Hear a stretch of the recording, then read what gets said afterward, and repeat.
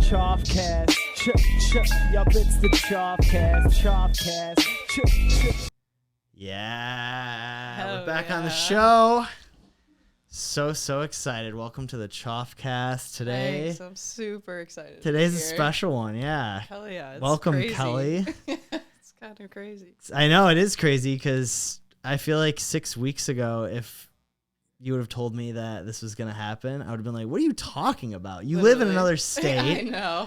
You live in like the New York metro area. So like, why would you ever want to move to Michigan? So basically, you know, Yeah, I get that question a lot, honestly. Why move from Connecticut to Michigan? But I got a great job opportunity, and, you know, it's a great retainer, and just allows me to be creative and do what I love to do. And I couldn't pass it up. And I needed a change of scenery. I was kind of in a rut in Connecticut, and I was kind of just, feeling super down, depressed for a while. And I just was like, you know what? Fuck it. Let's go. Yeah, it's so cool. So you moved here, what? How long has it been now? 2 weeks. 2 weeks you've lived in Yeah. Detroit. And I don't know, it's like the most optimistic thing in the world for me to hear that like someone is moving to Detroit. People are moving here. Because it's not something you hear often. And for someone like in your situation, you're such a talented creator and you do photo and video. To me, I feel like there's no better place to be right now than here. Honestly, there's a lot of opportunity. And thanks to you and Move Detroit, and honestly, like, just the people I'm meeting, it's already becoming like so special to me to be here. And I feel like I'm going to be able to really just become the creator that I've always wanted to be. Yeah. And like, it's hard because like in Connecticut, there was like a lot of competition, which was good. Like, it's always good to have competition, but I was all of my friends, and I just kind of felt like I was in the same place because that's like where we were all just put in one place because we all worked together. And I just felt like I couldn't keep going. So to be able to kind of like break away from that, be able to do my own thing and learn on my own more is just like super cool. And there's just so much opportunity here. It's kind of crazy. Yeah. I think the coolest thing too about being in the media world is like you can kind of fit into any space. You can do the music stuff, which I know is like you're most passionate about. Yeah, that's what, I mean, we're all kind of in that like music space where we love it. Yeah. Doesn't quite pay the bills, but Sure. That's why I do other like commercial work and things like that in order to keep doing stuff like that. Mm-hmm. But I mean, I love creating as a person. It's just like who I am. Yeah. That's something I definitely want to talk about like a little bit later is that balance of the gigs that you love and the gigs that you need. Yeah. Because I feel that tremendously because, I'm a working DJ, right? Yeah. So you definitely feel exactly the same about certain jobs that you take because you have to. And then there's jobs you take because you're like, damn, that's going to be fun. Absolutely. Yeah. I think that's like, such a blessing, but it definitely is a constant kind of line you have to toe. Yeah, absolutely. And kind of also make sure that those fun gigs stay fun, because for a while I was using what I loved to like, that was my only like income. So then it became like more than just what I loved. It was like I had to do it to, pay my bills, and it just started to get kind of tough, and I kind of lost my love for it. And so I took a little break from, driving into New York almost every weekend. And it was like a really good thing. I needed to take a break. And then I went to Ultra, had an amazing time, and then moved here. And now I just feel like I'm like refreshed. I'm ready to get back into like all different types of things. But like my love for music and shooting music is kind of like back, and it feels good. I love that. Yeah. Was Ultra what originally planted the seed and made you want to do media stuff? Yeah, I think, I started going to festivals and raves in 2013. I had no idea that I was going to be a photographer or a videographer, and I had no want to do that. It was not on my radar. So I just, for all those years, was just going to all these festivals. And then after a while, I just kind of found myself backstage. And there was just, I didn't have anything to offer. I remember COVID came around and I flew down to Miami. And there was, you know, because Miami just didn't shut down. So we were going out to a club, and my friend and I were trying to figure out, like, how do I get into the music industry? How do I, you know, get backstage, like, with an actual pass? And what do I offer? Like, what do I bring to the table? And we were just sitting there. She's like, why don't you just buy a camera? See how that goes. I mean, you know, everybody always needs photos and videos. And I'm like, you know what? I'm like a creative person, so sure. Like, so I bought a camera and just like never looked back. No way. Yeah. I guess I didn't realize you just started during COVID. Yeah, it was literally I think I bought my camera in 2021. Yeah. Your stuff is insane for like Thanks. for only having done it for that long. I mean, Yeah, it's wow. kind of crazy. Yeah.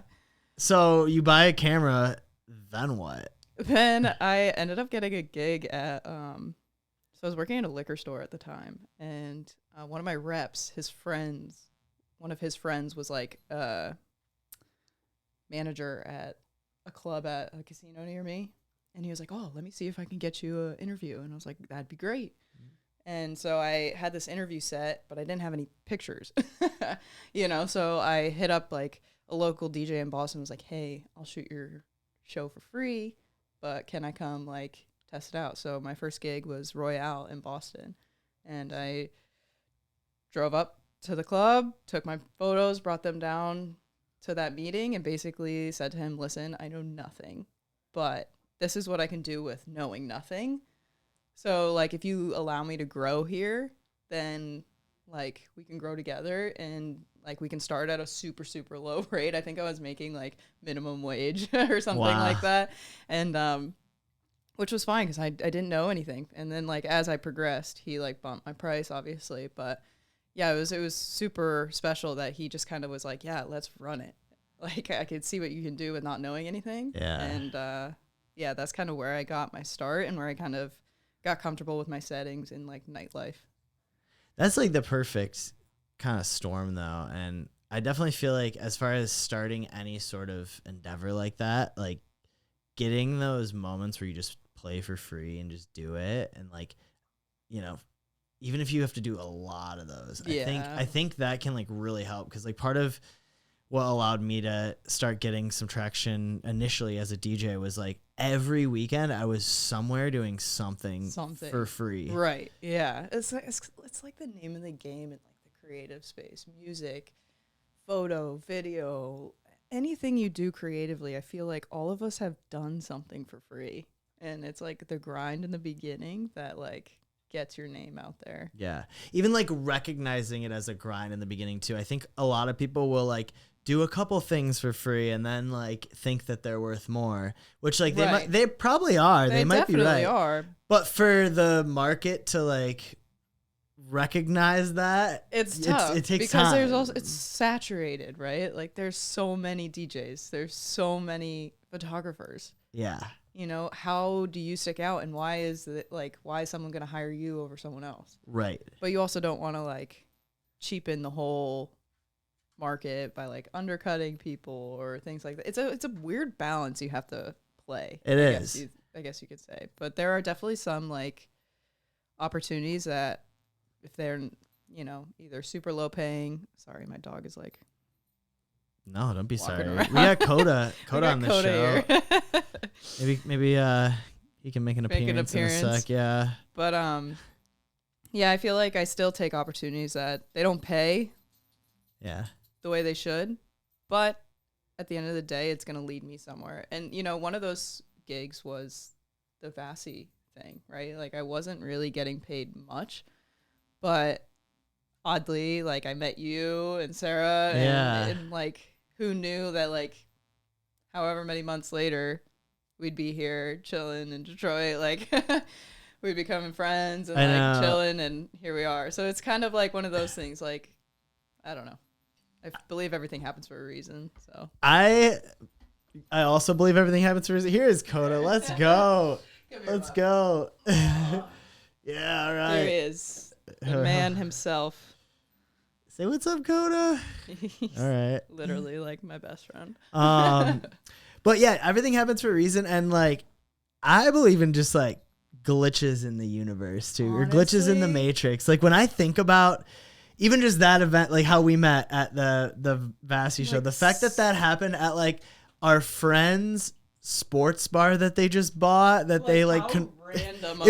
it just couldn't have been more like, what is happening? Even just being there was like, what? Yeah. This shouldn't exist, but it Like does. it was so weird. Like that was definitely not like the setting for like a Vassy show or like I don't know. Just it was like a weird. It was don't know, awesome, but it think, was so like, unconventional. Yeah, honestly, and I think it was really like it's crazy because like I don't know, maybe something new. I was coming here in however many months, and like I think of stuff like that. Like I don't know, but I don't know what's out there. I'm not like super religious, but I'm definitely like spiritual, and so I don't know. I think it was just like the perfect storm. Yeah. No, I'm with you. Sorry if he annoys you. Just he's not annoying me kick at him all. out, but- Honestly, Coda's the one, the star of the show here. Yeah, no, today. he definitely is. He's a good dude. He's our entertainment director. Bowie's gonna be so jealous though, my dog. Oh, I bet. Yeah. When I get home, he's gonna smell Coda on me and be like, Oh, "Oh, yeah. my gosh, Yep. Yeah. I'm taking him to the dog park after this. that's Or fun." I call it our social hour. Yeah. I feel like there's nothing that boosts your mood better than having a dog. Honestly, it's the greatest thing that I could have done, especially moving here. I kind of needed like a companion since I moved out here by myself. Like, I don't know. He gets me out of bed. He gets me out to the dog park. Yeah. Like I'm meeting people, like it's kind of nice to just have like a little buddy with me wherever I'm going. Did you get him when you moved or when you knew you were going to move? Yeah, pretty much Nice. when I knew I was going to move, I was like, I kind of need a dog. I kind of need, I don't know, a companion of some sort. I'm moving to a completely new city Yeah. by myself. Like, I don't know. It just, a little protector, I guess you could say. I love that. You've done some cool stuff since moving here, though. Yeah. Yeah. Nikki Glazer was definitely on the top. Top list. How does that even happen? Where you? Oh, we got emoji. no. We got emojis on the screen. I don't know if this is in the recording, but Coda. no, it's all good. Coda can chill. Anyway, how does that happen? How do you move to a new place and within like the day you move here, you don't Literally, even have it your was the bags? second night I was here. The second night I you're had here. nothing in my apartment. I didn't even have a bed. I went and bought an air mattress to sleep on. But so there's this app called Nova, and it's basically for people who are in like media and film and things like that. And there's just like job postings on there. Mhm. So I put in Detroit like a couple weeks before I moved here just to kind of see what was out here and whatever. And that one popped up, and I thought it was a concert. Like it didn't say Nikki Glazer. It was just like media for, event coverage. So I was just thinking, oh, like a concert of some sort. It'd be cool to like start in the concert scene out there. So yeah, like I applied, I sent my resume and my photos and things like that. And they were like, yeah, absolutely. And then like 2 days before the show is when like I kind of got the name of who it was. And I was like, oh shit. Like, no way. Wow. So it was kind of cool. Like I've never shot comedy. It was definitely a challenge. There's like no light. Yeah. How do you? I can't even think of how you do that. So dark. Like honestly, it was tough. It definitely challenged me. Are you in the balcony? Are you? I was kind of in all the pit? over, like yeah. like I would be in a concert. Kind of all over. I couldn't really be on stage. Yeah. But I would shoot from side stage and front of house, and I just kind of went with it. And she posted a few of my photos, and I'm super grateful for that opportunity. It kind of like kickstarted my time here, which I kind of needed. It was like, all right, you're gonna be okay. Like, Yeah. That's quite a first gig. Yeah. yeah. That's the universe looking out right there. Yeah, that exactly. So random, but okay. So Yeah. Nikki Glazer posts your photos. Mm-hmm. In general, in those situations, do they tag you? Yes, Do they give you credit? They do. Do yeah. you negotiate that in advance? Usually it's like like usually they agree to. Yeah. And the majority of artists, I will say, do. You know, I think I've only come across like maybe like 1 or 2 times that like an artist didn't tag me, and I don't think it was like intentional. I think it was like oops, I forgot. Yeah. But yeah, no, she, you know, tagged me and didn't have to, you know, I don't know. It was just a really cool, yeah. And like, if she didn't, like, whatever, like, if people don't tag me, I'll just post it to my story anyway and put like a little camera. Yeah. Be like, yeah, I shot that. Yeah. Like, the world might not know, but my followers will. Yeah. It's not that many followers, but at least people who know me will know, like, I took that picture. Yeah, I'm always curious about the etiquette because I always try to post everyone and tag everyone, and I get like genuinely bummed out if I post a picture and like forget to tag the photographer because it does happen.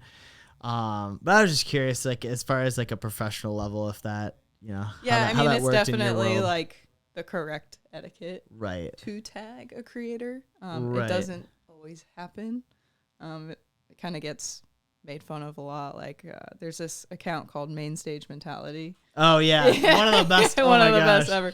And that's like one of the like big things that's on there, like not getting tagged. Yeah, or, yeah. You know, like shoot for exposure or like silly things like that. So that's kind of one of those accounts that like I appreciate because it brings light to those situations. Right.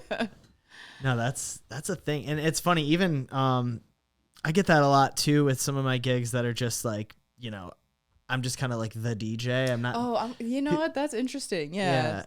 So do people just like not like the venue you're at, or I guess bar? Depends on like what you're DJing, but totally depends. Yeah, like if it's like a CHOFF thing, then obviously, you know, I kind of get what I want there. Yeah. But a lot of times it'll be like, oh, we want like CHOFF to DJ, say like a 90s party, right? Yeah. And then it's like all the promo is just 90s party, 90s party. And like, not like anything about the DJ. Right, which I get it because I'm not exactly the star of the show, but I'm but like, you're still like, it could also like bring in other people, you know, like by tagging you. You're pretty well known in the area. So I feel like it's definitely would be to their advantage too. Yeah, I think so too. And it makes it easier for me to convince people to go if they're like, oh, this is curated by you. Yeah. Like not right just now, like, yeah. oh, it's like come to this 90s party that I'm DJing. Yeah, but they're not like they're not. I'm not on it. I'm not on the lineup, but I am DJing. I promise. Yeah, it's funny how that happens. And then I don't like.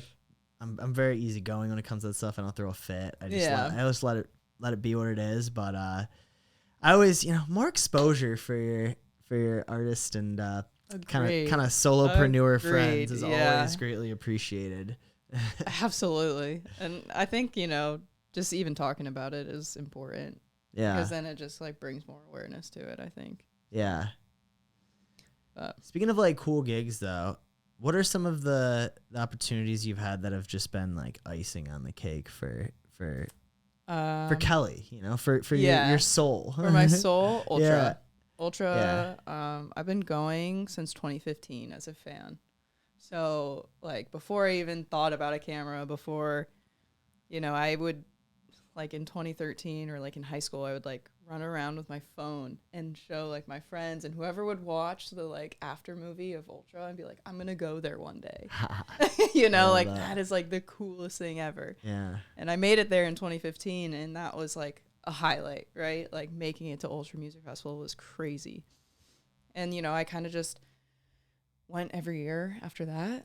And so being able to, like, shoot Ultra with EDM.com was something I can't even describe how special it was. Like, being able to shoot my favorite festival with, like, some of my favorite artists in my favorite, like, one of my favorite cities. It was just something, like, so surreal and one of those, like, pinch me moments. I would be, like, front of house at the main stage and, like, you just kind of, like, look up in awe, like, holy shit, I'm here.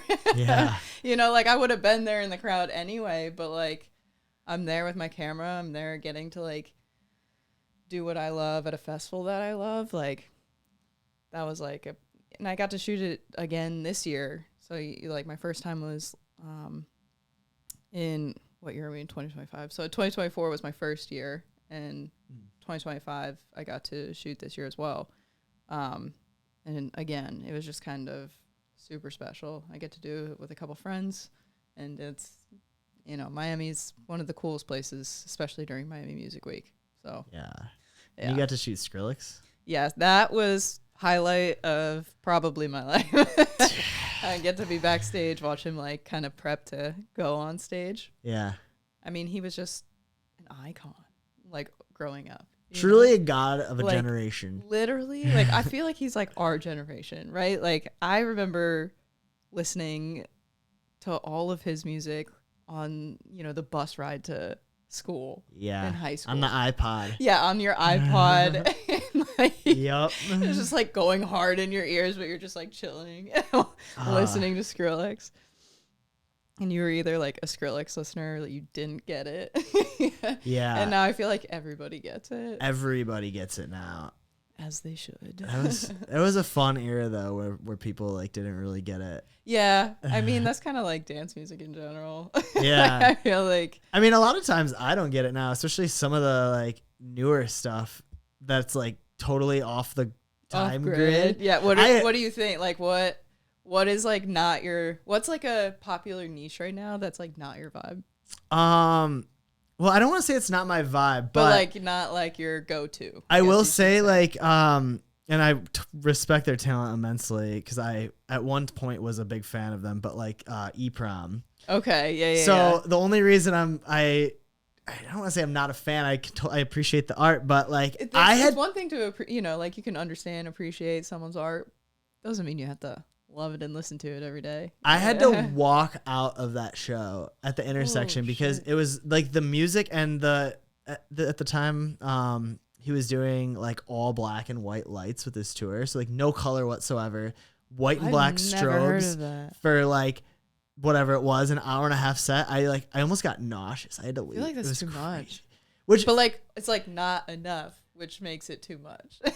It's wild that music can even give me that reaction. Like I was physically, and I wasn't, I was totally sober, but I was like physically ill from it. And I appreciate the art just for that, but like I try to like stay away from that because I'm like, that's like so much. It's a lot and it's aggressive. Oh, it's kind of like, I don't know, sometimes like bass music can get aggressive. I mean, here's the thing. I love bass music. Like live, it's everything I could ask for. Yeah. But I know people who are just like seeing it live, like visually, it's like a bunch of like scary visuals, just super aggressive. Yeah. Which I love, but there are people who are just like, oh shit. Like yeah. That's kind of not my vibe, but like, you still got to appreciate that it's huge right now. Right. And like, those artists are doing exactly what they should be doing.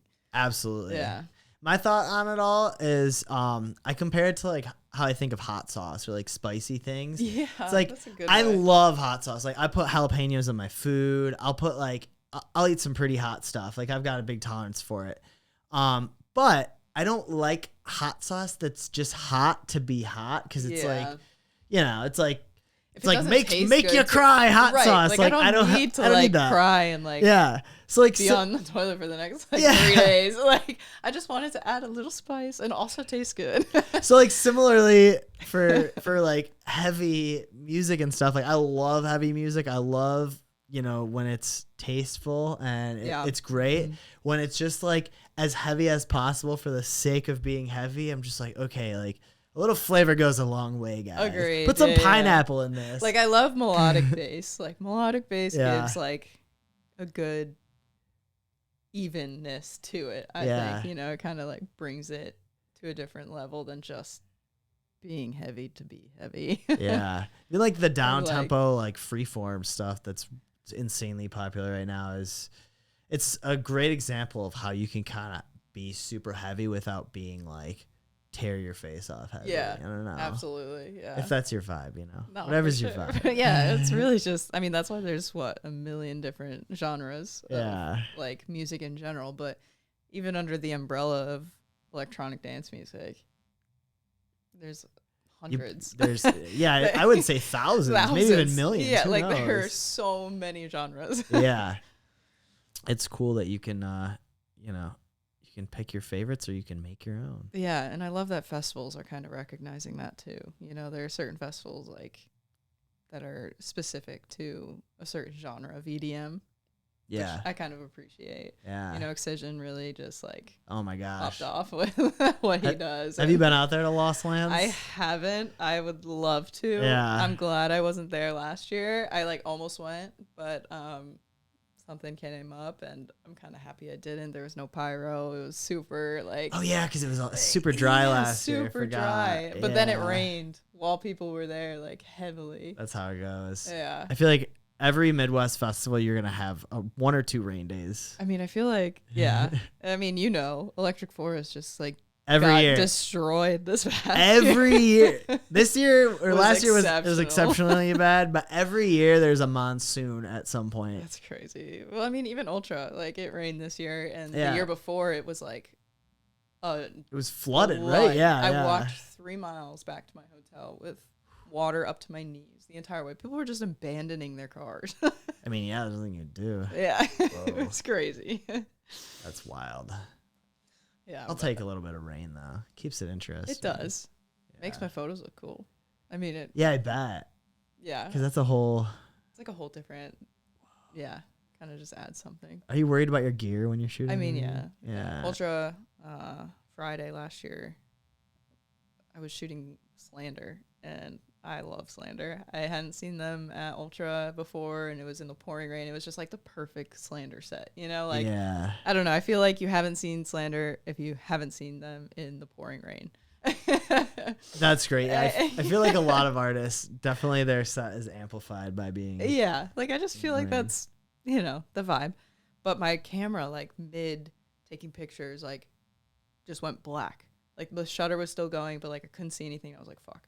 So I just decided, all right, I'm giving up on it. And I went back to the boat and it wouldn't turn on. And I was like, shit, it's only Friday. I'm fucked. Like, I'm going to have to buy a new camera. Like, I was terrified.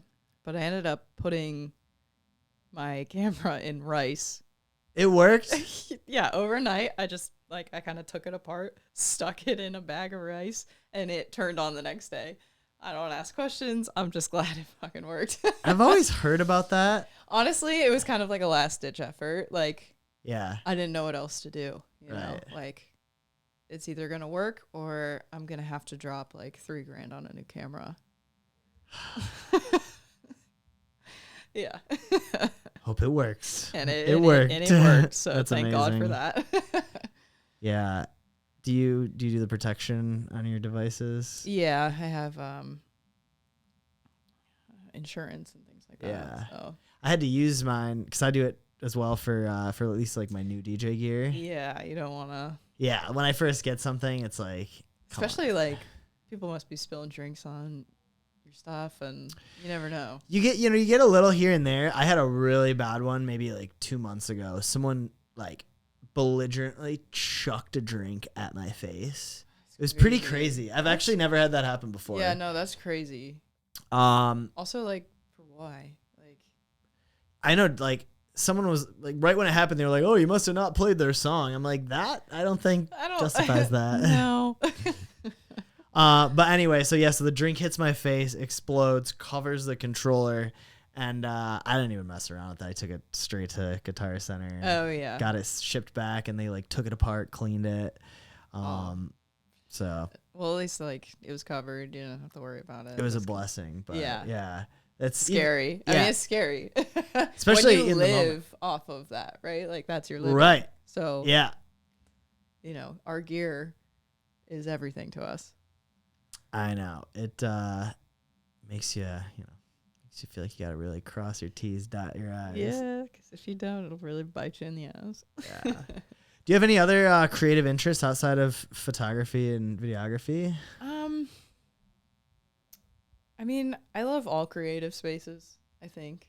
Like, Yeah. I just, like, respect creative spaces. I love watching, I could, like, chill in a studio while someone's making music and be, like, super happy. I'm not musically inclined at all, and I will never make music. Mm-hmm. But, like, I like just being around creative people, I think. Whether that be, music, photography, someone who's, like a painter or, an architect or, just anyone who's like has a creative brain, I feel like I just vibe really well with. And so I kind of just respect all creative spaces. I I mean, I think I'm really leaning into my photo and video thing right now, so that's kind of my thing. Yeah. But, I would always love to like learn how to DJ or, learn new things, right? We can help you out with that one. I know. I'm thinking like maybe by the end of the summer I'll be like hitting the decks for MD Saturday or something. Whenever you're ready. Dreaming big. You know where they're at. Yeah. Absolutely. I mean, Logan hit him and I was like, all right, if he can do it. Logan's been killing it. It's funny too. He bought a little DJ controller and he's been really comfortable on that. I've been trying to get him to play on the CDJs, and yesterday he was like, I'm gonna DJ the class. I was like, are you? I don't know where your controller went. I went and took his controller, forced him on it. I know, I saw it. He did the CDJs and I was like, good for you, man. Yeah. Well, I keep telling him, and just to spill my trauma off a little bit, the first time I played on CDJs was at Red Bull 3 Style, which was like a competition that they did. Shit. It was in front of 2,000 people at Wayside Central, and that was the first time I had ever seen them in person. Like, so you were just really going in blind. I'm not kidding you. I on my phone pulled up the the diagram of what each button does on the Pioneer website. You like have to do that sometimes. Yeah. Right? Like, but I'm so glad it happened that way because I crashed and burned that night. But it like throws you in. You kind of have to crash and burn at some point in whatever industry you're in. Absolutely. In order to like fully learn and understand. You can watch YouTube videos. You can, I don't know, like do it without pressure all you want. But the second you put pressure on, everything changes. Absolutely. And the best part about that was once I had played for 2,000 people and you're like, let's go. Yeah, I was like the next, maybe like a couple weeks after that, I get booked at the Works downtown Detroit, and like they have them there. And I'm like, well, I guess I don't need to lug my controller anymore. No, like you're all I'll just set go up, for it. Yeah. Crush it. And that's awesome. I love that. That's a great story too. What a crazy like first event. And thankfully it was like, this was probably 2013 or 2014. So people weren't taking videos of everything yet. Because I was imagining. Just like nowadays, everybody has their photo. Yeah. And the whole, like, I would have probably went viral for how bad that set was. Oh, God. But, that wasn't a problem back then. So I got a great video of the intro. And everyone screamed at the intro, and that was and that's all you need. Put on social media. Yeah. Boom. But I do think there's a good lesson to be learned in there for all creatives of just like, go for it, throw yourself in. If you get an opportunity that you think you're like not fit for, I don't believe the world's gonna throw it to you if you're not in some way ready. So just take it. I believe that like 10,000%. There has been a ton of gigs where I'm like, shit, but. You just have to be confident in what you do now. And, there have been gigs where, like, even just, like, smaller ones, but, like, something happens with my camera. I literally will YouTube and Google things, like, in the middle of a set. Just to, like, get my camera to, like, work how I, like, want it to. Like, I know how I want it to look, but, like, I couldn't, like, quite get it right on my camera. So I'm like, all right, let's Google it really quick. What like, a useful mid-set. tool. But it's so helpful because at the end of the day, you don't know until you know. So like exactly. Yeah, and I mean it's a blessing to just be able to have that resource. Oh my God, I couldn't everywhere. even imagine doing this kind of job back in the day without the internet. Like I would have never been a DJ if I had to lug records, I'll tell you that much. Oh God.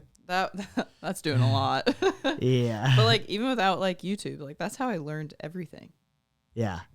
Like YouTube University all the way. I shouldn't have went and got a degree somewhere else. That's so expensive. Did you learn you learned something though? I mean, school, yeah, right? I loved college for sure. Yeah. But paying for a degree it's a psychology degree, I guess. I'm using it every day, but yeah, just being present. Yeah. But I'm grateful for college because it really brought me out of my shell. I was like painfully shy in high school. Like painfully shy. Yeah. And went to college outside of Pittsburgh and just kind of became a whole different person. That's sick. Yeah. So that's kind of why like when I got the opportunity to come out here, I was like, you know what? When I went to school outside of Pittsburgh, that was far away from my family, far away from Connecticut. and only good things came out of that, right? Yeah. Like I had great friends. I, really got to like, I don't know, learn a lot about myself. And I feel like whatever scares me is what I need to lean into. Because every time I lean into something that scares me, it always, always, always pays off. Absolutely. Like always. Even though it's like terrifying and I want to like crawl into a hole and die sometimes. Yeah. But at the end of the day, like it's like, all right, you're supposed to lean into those gigs that scare you, into, those opportunities that scare you. Yeah. And, they're scary because they're different. That's it. Yeah. Not because you're not capable. Yeah. The most growing happens when you're uncomfortable, for sure. Yeah, absolutely.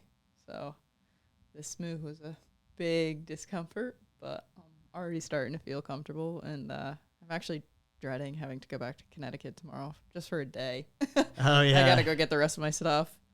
But I'm like already looking forward to just like being here and not having to go back there. Yeah. You know? It's home now. Yeah, it's home now. I really feel that way, getting to come to the gym, getting to just even be like in here with you, like chilling, like it's just, and I'll take him to the dog park after this. I've met some friends there. Yeah. Just feel like I feel way more myself than I ever have. And it only took 2 weeks to, big change, but it's crazy how different life can be in 2 weeks. It's crazy. Yeah. And you're killing it on your fit journey too. I see you're in here more than I am. Working out. I'm so sore. But it's good. I need, mentally it's really good for me. And, Yeah. It's good to just have you guys hold me accountable. We got you. I appreciate it. I appreciate it. Yeah. You're on a sober journey too, which is pretty cool. I am. Yeah. So I'm a little over 3.5 years. Yeah. It's super special to me. I wouldn't be here. I wouldn't be sitting here. If I never got sober. I was really just headed down the wrong path, and not a lot of people knew. It was just more of like a personal thing. That I just kind of knew, like, if I don't stop, like, all of these opportunities that are kind of coming my way are going to go away. I had just picked up a camera. I was working in a club every weekend, and, that's tough. That's tough. And, it's one thing to take a shot or two at the club, but it was a whole nother thing to, like, be taking shots on the ride home, And that's when I was like, all right, that's not it. I'm going to either kill someone or kill myself. And luckily, like, I'm so lucky I didn't get in an accident or anything. Mm-hmm. But yeah, during COVID, I just kind of,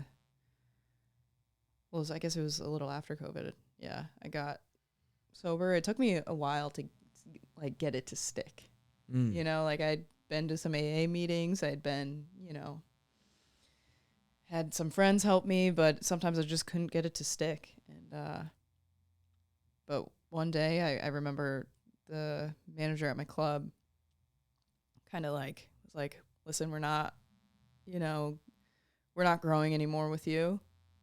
So we might have to find somebody else. And that to me was like, oh, fuck. Like I'm losing my learning opportunity, right? Like if I were to lose that, like then what? So right after that meeting, I literally went home and I threw out all of my alcohol and I said, nope, I'm done. And I just haven't looked back since. And, like a few weeks after that, he was like, like, I'm super happy we had the conversation. You're doing great. Like, we're loving your stuff. Everything's great. So, and then I was there for like another 1.5, 2 years until I grew out of it. Oh, wow. Out of the club. Like, I kind of grew out of the club. It was, at some point, it was like, it was not like, I don't know. Like, I was now doing shows and festivals and things like that. So I like grew out of like that club. They didn't really have like big acts, right? Yeah. Which is fine. Right. It did great. But, my whole journey was to shoot like some of my favorite artists. Mm-hmm. So then I started shooting, EDM artists. And then I was like, all right, I got to stop giving them my time, start giving like, other artists like my availability and things like that.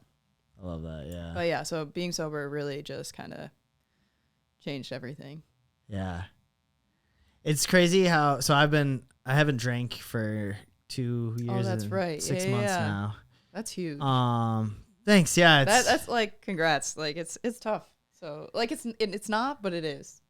It's very like now It's that rewarding. I'm in it, like I couldn't imagine going back. Yeah. Agreed. Yeah. But I will say like the first 3 months, it required a full reprogramming of my brain essentially. And I wasn't even like a heavy drinker. Like I didn't even really get like super drunk per se. But it's the industry we're in. You're DJing every weekend, right? You Right. know, you get free drinks. You get free, alcohol, people buying you shots. I mean, it's all of a sudden you're saying no to these people, right? So that's like rewired completely. Right. And it's like, I don't know, it just went, there's one night that I was like, I'm not going to drink tonight because I don't need to. And that night, like someone that had the booth in the DJ booth bought like 20 bottles. And like, I didn't even know this person, but like everyone was just doing so many shots and whatever else. And it was like, I didn't even remember the night, but people were telling me I was acting a fool. And I was just like, the worst. I'm just not going to be the guy that's acting a fool and doesn't remember it. If I'm acting a fool, I want to vividly remember.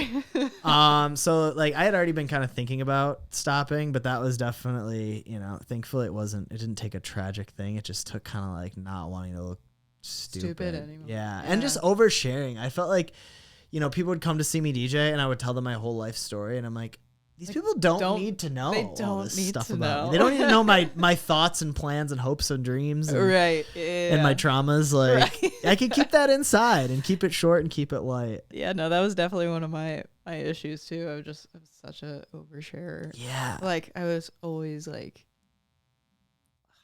God, it like makes me feel weird just thinking about how I used to just like dump my like life on people. I know. I cringe about it when I think about it too. Yeah. It's like it feels so good to be heard when you're under the influence, right? Like I don't know what it is. Like I think it's especially when you're in that vibe and people are like, it kind of goes both ways often, and we might not remember the other people oversharing. We always remember ours, but it often kind of goes both ways where you realize a lot of the similarities you have with people, and that I think the alcohol kind of breaks down the barrier. But I think my favorite part about our society we're living in right now is it's becoming the norm less and less. I know. The like mocktails, the mocktail bars, the non-alcoholic beer. People are really leaning into the non-alcoholic scene, which I love. Yeah. Like it's, I don't know, just something cooler about going to a bar and not drinking with your friends, but actually getting to know somebody. Yeah. Like just sitting here having a conversation without alcohol, like I feel like I get to know you way more as a person. The real you. Not just like just the you that you're trying to portray. Right. Right? Because it's so easy to kind of masquerade when you're all absolutely souped up. Yeah. Just like using it to mask all the things that you don't like about yourself. Yeah. No, it's been the coolest thing for me though. Just like I feel like I've opened up my brain and body to so much more, and like kind of forced new hobbies on myself, because it's like, you realize when you stop drinking, like a lot of your friends, while they might be great people, they're kind of just your drinking buddies. Like that I struggled with a lot. And I think that's why like in Connecticut, I like didn't really have friends. And I was kind of trying to think about it. I was like, but a lot of my friends that I had before were my drinking friends. And it was hard for me to make friends outside of drinking because all the people I had surrounded myself with in Connecticut were drinking. Mm-hmm. So it was like, I don't know, like a weird insecurity I had, I guess, about going out with those friends, and they were all drinking, and just, I don't know, just wasn't the same. Yeah, it doesn't hit the same. No. And you realize, like, you kind of look at people and you're like, damn, like I used to act like that. Yeah, that's embarrassing. I think there's a time and a place for it, like absolutely. Like there's nothing wrong with people like going out and drinking. Right. Like it's, if you can keep it to that night. Yeah. Great. I do think from my side, my opinion is just like, I think if anything becomes like kind of too routine and it's not inadvertently healthy for you, it's probably good to like just evaluate that habit, And I think our generation, definitely our parents' generation, kind of got that passed down of like, people have been drinking tons forever. Like, but why? Yeah, but like, why? Like no one's really questioned it. Yeah, We've all just kind of went along with it. And so I feel like now it's like our a generation, very big norm, but like Yeah. now we're like making it not. yeah, our generation's kind of like, wait a minute. But we Yeah. also have like, other new legal vices like weed and stuff like that. Yeah, that no, kind there's of makes it definitely easier. other like avenues that Yeah. you can explore, which is, helpful. Yeah, better alternatives in some capacity, I guess. Oh, but absolutely. And I mean, I just think there's just more of an awareness of mental health in general, which I think is like the underlying issue with a lot of people who drink. Totally. And, like I think the normalcy of going to therapy or, whatever it's so normal now. Like Yeah. people are usually like, oh, you don't have a therapist? That's weird. It's more of that than like, why would you go to therapy? Right. Like it's more like healthy to go like talk to somebody than not. When before it was like, I feel like our parents' generation was like, don't talk about it, just bury it, don't talk about it. Oh yeah. So let's just drink about it. Like now it's like, all right, talk about your problems Mhm. and get that shit figured out. I'm really excited to see how that pans out later in life too, because like, something I think about a lot is just like I'm pretty happy with life right now. I feel like I do the right things for myself, and That's sure, all there's it's always about. ways you can improve, but I wonder if maintaining, if that'll be as easy to maintain as like life progresses. Yeah. Something I think it's about a definitely- lot. Yeah. No, I think that's a great thing to think about because there's always different seasons in life. Yeah. And like how you handle those seasons and how you've handled your past, it all like comes together. And so it's I think about that too. I always think about like, will I be sober for the rest of my life? I mean, I hope I am.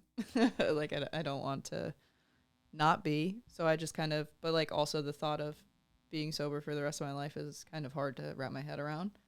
So I just try to be like, all right, if I stay sober today, you just got to take life one day at a time. Because realistically, how do we know we're going to be here tomorrow? We don't. I know that sounds like so like whatever, but it's true. I mean, true. The reality is it is really true. Like if you want to do something with your life, go do it. If you love somebody, but you're afraid to be with them, just go do it. Why are you afraid of what other people think about what your career is, who you love, or, what you're doing, when in reality, like, we only have the time that, like, we've lived. We aren't promised, like, tomorrow, next year, 3 years from now. So it's like, I don't know, I just think people should just be lean more into what is like pulling at them, if that makes sense. Totally. Yeah. Lean more into what's pulling at you. Yeah. Lean more into like what's calling you, right? Like, I don't know. I guess I could have not come here, right? It would have been easier. It would have been a hell of a lot easier. Yeah. Well, fuck it. Lean into it. Yeah. And I think that can go both ways too, because I think one thing for me, whereas like for you is really important in that moment to take that leap. And I feel like part of my story for like the last year has been leaning into just like being still and like not taking leaps. Absolutely. And like maximizing with what's right here. Yeah. Cause like I've always had the go personality. I'm always what's next. I'm like, if I sit still for 6 seconds, I'm bored. Right. So being comfortable with just being. Yeah. Is kind of what you were like. Yeah. After, which is would make you uncomfortable, right? Sure. Like yeah. being. So leaning into those things that make you uncomfortable, whatever that may be. That's true. Yeah. Like being and sitting with yourself and just like being grateful for just the things around you and not trying to reach for the next greatest thing. If that makes you uncomfortable, then lean into it. Learn how to be comfortable with like you. I don't know how how we could take it any higher than I don't that. know. That's it. Right I don't know. there. I don't know. That's the I didn't meaning mean to of get life. all deep, but No, I'm so glad you did. like, That's what it is, you though. know, it's so true. Like, life's just too short. Yeah. Do what you love. Yeah. Be with the people you love. It's easy for us to say. I know. We both found we like really got good things going. We're really lucky people for sure. Yeah. I'm very grateful for the things I have and the opportunities I've been given. And same. I wouldn't trade this life for the world. We get to work for ourselves. Yeah, like I don't know. And we just keep doing things to make us better. I mean, you built this studio. Yeah. How crazy. I know. I mean, how cool. Yeah. You know?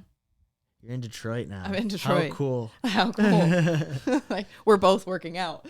Yeah, that's like, crazy. That's crazy. That's crazy. Took me forever. I actually just hit 100 days since my transformation yesterday. Hell yeah. Congrats. Yeah. That's huge. Yeah. That's a big milestone. It felt like You it, should yeah. be proud. Thank You you. should be really, yeah. really proud. I just feel like I have a long ways to go is all I know. It's You a know? lifetime to go. Forever growing. Forever going. Forever growing. So now that you're here, obviously you're available for hire in Detroit. Yeah. Walk us through a little bit, like what are you interested in doing? What do you bring to the table? I see you got the K2 Media shirt on. My company. Yeah. Got an LLC, so I have my own, my own media company. But I offer photo, video, commercial work, concerts, obviously. But I really want to lean into like the local scene here. I want to help out the local scene. So how I'm helping out like Move Detroit, like, and they're helping me out. Like I want to lean into like local and become like a local, and whether that means doing small coffee shops or, dream big, maybe like a commercial for Ford or like at least work on a commercial or, like I'm like so open to like all media things in the area. I want to take photos of the Lions training camp because it's like really close to where I live. Oh, sick. Yeah. So like I have some goals that I, want to do, but at the same time, I'm just kind of excited to see like what opportunities come just being here and like meeting people, so I'm just very excited. So if you're looking for anybody creative, I'm for hire. Kelly's for hire. I'm for hire. Kelly's got the vibes. I'm ready. Yeah, I'm ready. Coda's ready. Chilling, finally sleeping. Coda can come kick it. Oh, he is. Yeah, he's a good companion for sure. I love it. Yeah. I love emotional support. If anyone needs emotional support. Yeah. Come hang out with Kelly and Coda. Yeah. The vibes are high. The vibes are always high. I love it. Well, Kelly, thanks so much for hanging out on the CHOFF cast today. I appreciate you, man. I couldn't thank you enough for, one, having me on the podcast, but two, just like introducing me to some people that, I feel like I'm going to get really close with you guys the more time I spend with you. And it's just, I'm super grateful to be around such good people. And I'm just excited for what, the future's to hold. Same. Yeah. Well, I definitely, you're a great person too. And we love being around good people. And, the timing was just so perfect. Like with all of this coming together and it's crazy. Springtime and you move here and it's just like, oh, nice. Like you are definitely in a very special place in the galaxy and your timing is perfect. Not that I'm not the judge of that. I'm just like, no, but like sharing my perspective. I think your timing I think your timing is perfect. I think there is definitely a gold star watching over you, and I can't wait. I'm very grateful. Can't wait to watch you kind of blossom here in Detroit. I'm excited and to kind of just work with you guys and also just have fun doing what we love. Right? That's it. Just have fun. Just here to have fun and smile bigger. Yeah. And work out and get our asses kicked. But I love it. Kelly, thanks so much for coming back coming on the CHOFF. You're welcome back anytime. Thanks, man. I appreciate you. Yeah. CHOFF. Yup, it's the CHOFF. CHOFF.